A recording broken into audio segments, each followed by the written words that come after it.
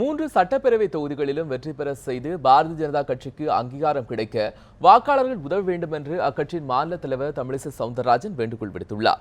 சென்னை விமான நிலையத்தில் செய்தியாளர்களிடம் பேசிய போது இதனை தெரிவித்த தமிழிசை சவுந்தரராஜன் மீனவர் பிரச்சினைக்கு நிரந்தர தீர்வு காண மத்திய அரசு முயன்று வருவதாகவும் கூறினார்.